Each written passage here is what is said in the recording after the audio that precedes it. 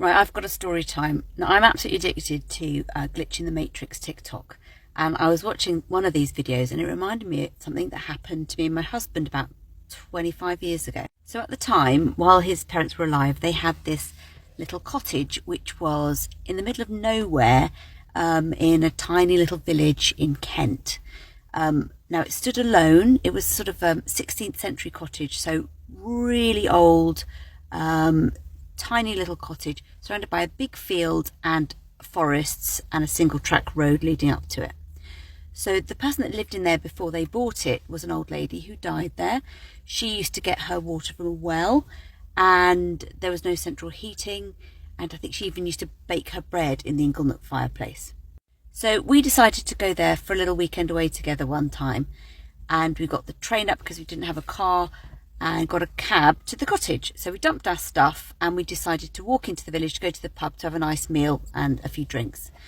So we did that and that was really nice. By about 11:30 we were ready to go home and couldn't get a cab back, so we walked.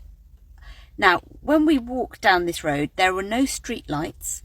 The nearest neighbour is about 1 kilometre away, and although there was a full moon, where the canopy of the trees overhung the road, it was pitch black. And because it was in the country, there were always lots of little rustles and this, that and the other. So we were walking home and we were, just checking over our shoulder the whole time, checking no one was following us. And we get to the cottage and something makes my husband stop, and he holds me back and he just peers around the hedge to have a look at the front of the cottage.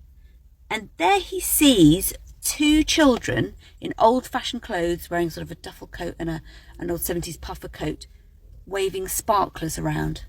So he tells me this, and then we both peep around again and there's no one there. They've gone. It's unlikely that it's a local child, a local couple of children, because who would let their children out at 11 o'clock at night play outside a spooky old cottage? So we gathered our thoughts, rushed into the cottage all the time going, anyone there, anyone there, come out if you're there.